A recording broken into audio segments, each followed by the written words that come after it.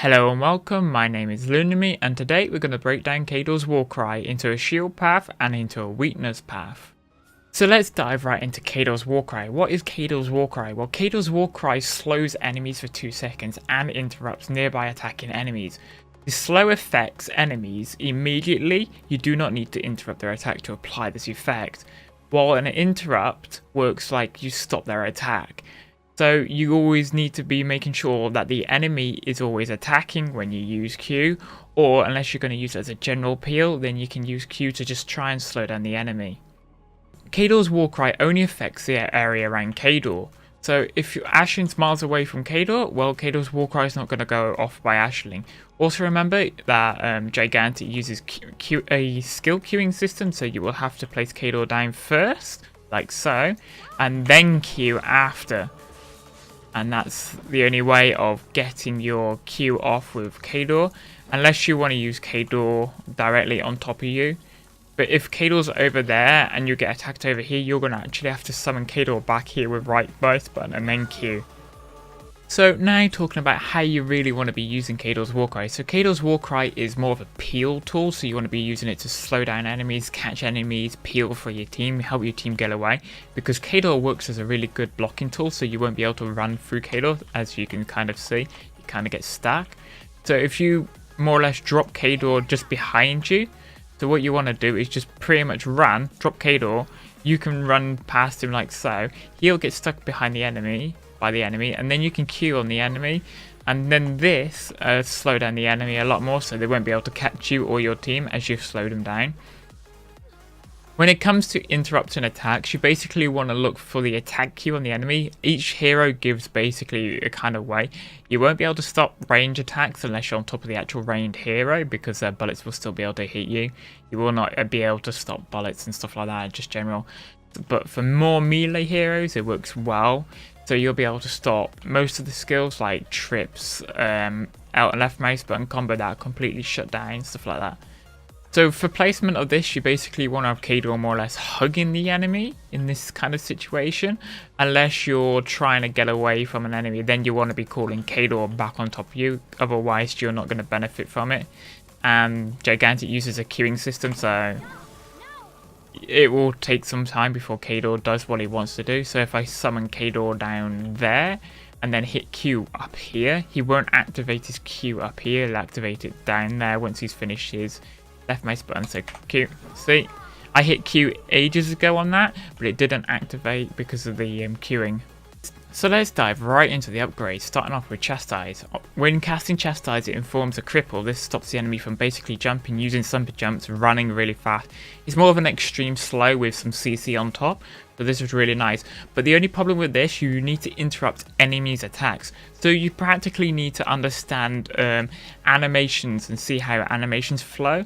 And remember, the enemy always needs to be attacking for this to work. Otherwise, you're not going to apply the cripple. So what you want to do is kind of get it in the cast, like so. That stops the enemy from just generally attacking, and it stops their cooldowns on their skill.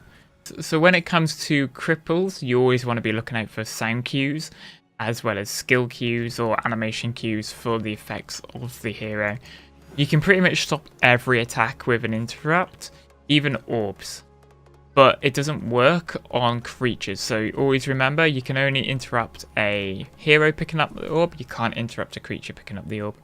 So now diving right into tier 2, Intimidation and Cry More. Cry More allows you to use your cripple a lot more often, while Intimidation implies weakness onto the enemy in the afflicted zone. We need to remember that this only procs off a interruption attack. If you don't land an interruption, you will not get the major weakness, you will only apply a slow.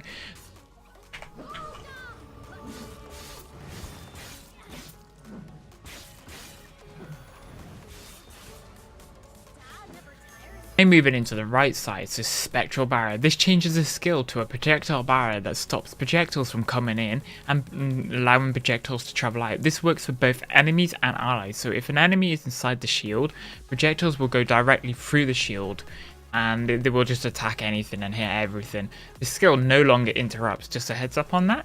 And it works more or less like Diva's shield, so you can shoot through it but not out of it. The only kind of drawback with this skill is that it doesn't last really long, and Cador has no animation in this skill, so you lose practically Cador, and it only lasts for like 3 seconds. Compared to like Mozu's reflect and deflect, stuff like that, this skill is pretty weak in those due regards, but it's really good for just reflecting all areas attacks, providing they are outside the bubble. If they're inside, it's kind of a bit no, because it's not going to help you at all unless they call down like a focus from Beckett. Then it will deflect that. Well, it won't exactly deflect, it will absorb the attack like it's hitting some just general terrain. So it won't reflect it, it won't deflect it, or whatever it is, it'll just absorb it and it'll be gone. Tier 2 of Spectral Barrier, Spectral Armor and Spectral Lens. Spectral Lens is good if you got range heroes and stuff like that inside the barrier, or melee heroes, providing the enemy team is on the opposite side. Other than that, if you're doing for general team fights, you want to be going for Spectral Armor, as it will benefit your team overall, because you want to be stacking armor into these sort of situations. It just makes your team a lot more tankier inside the bubble. They're only applied for the duration of the bubble, this one is. If the allies leave the bubble and still keep on firing with their left mouse button, your crit chance will stay up. Although I don't exactly like crit chance in Gigantic overall, as I feel it's kind of an undermined ability, as it doesn't offer too much to your team. So overall, I find Spectral Armor a lot more better with this. Thank you all for watching. I hope this gives you a better insight into CADOR'S War Cry on Aisling. Feel free to like and subscribe, and if you have any more questions about this skill, drop them below, or any other ability. I will try and answer them as best as possible, and thank you all, and see you all on the flip side.